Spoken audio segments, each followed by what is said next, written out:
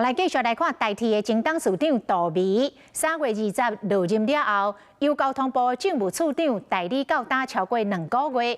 今麦传出讲，高铁的董事长郑公远要去接台铁的董事长，高铁董事长的这个缺由文化部的前部长苏铁来接任。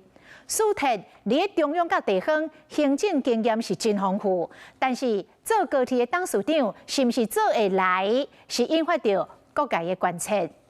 新董座上任，待遇要改善，大声发口号，代替基层希望升官上任会当带来改革，因为总传出现任的高铁董事长郑公远会转任代替董事长。看郑公远交通背景资历丰富，陆海空运输领域拢有经验。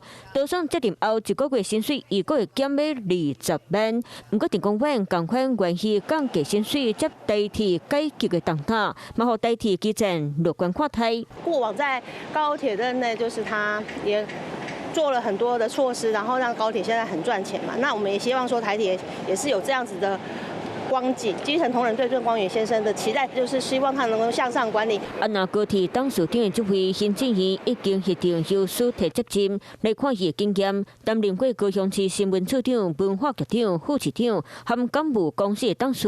2023年接任文化部长，即马是行政院政务委员，主要负责文化、观光和新住民等等业务，行政经验丰富。不过苏铁无交通背景，如今接下高铁董事长的会，和大家拢讨论甲热切切。政治确实是一种专业。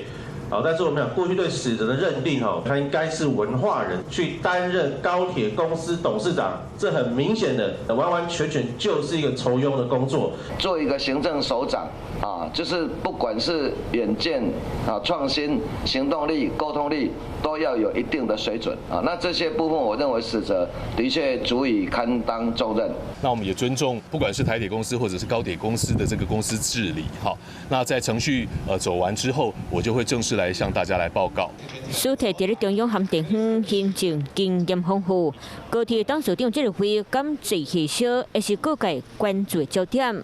Hello， 我是庄慧琪。想要抢先掌握最及时的新闻资讯吗？赶快订阅、按赞、开启小铃铛，锁定华视新闻 YouTube 频道。